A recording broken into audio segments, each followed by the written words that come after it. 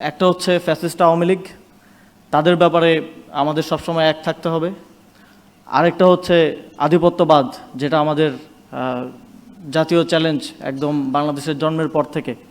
আমরা হয়তো এপার ওপার থাকবো, বিভিন্ন বিষয় নিয়ে কথা বলবো, দেশের বিভিন্ন পলিসি নিয়ে আপনাদের সাথে আমাদের মতৈক্য হবে না, সমালোচনা করব, কিন্তু কিছু বিষয়ে আমাদের মধ্যে একটা ন্যাশনাল আন্ডারস্ট্যান্ডিং থাকা প্রয়োজন।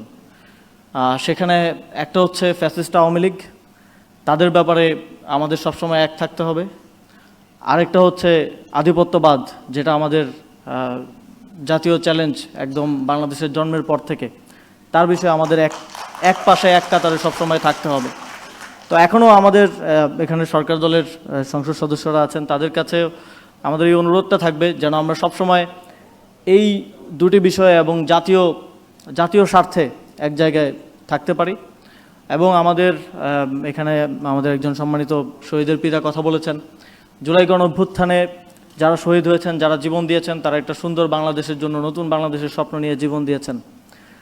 আমরা যেন কখনো তাদেরকে ভুলে না যাই, তাদের আত্মত্যাগকে ভুলে না যাই। আমরা যদি ভুলে যাই তাহলে রাজনীতিবিদ হিসেবে, রাজনৈতিক দল হিসেবে বাংলাদেশের মানুষ আর কখনো আমাদেরকে বিশ্বাস করে, ভরসা করে রাজপথে নেমে আসবে না, আর কখনো তাদের সন্তানদেরকে জীবন দেওয়ার জন্য ঠেলে দিবে না। এই প্রতিজ্ঞাটা সবসময় আমাদের থাকতে হবে। ইনশাল্লাহ আগামীর লড়াইয়ে, আগামীর নতুন বাংলাদেশ, সুন্দর বাংলাদেশ বিনির্মাণের এই পথ চলায় আমার বাংলাদেশ পার্টি এবং জাতীয় নাগরিক পার্টি আমরা একসাথে রাজপথে এবং টেবিলে আমরা একসাথে থাকব, এই প্রত্যাশা ব্যক্ত করে আমার বক্তব্য শেষ করছি। আসসালামু আলাইকুম।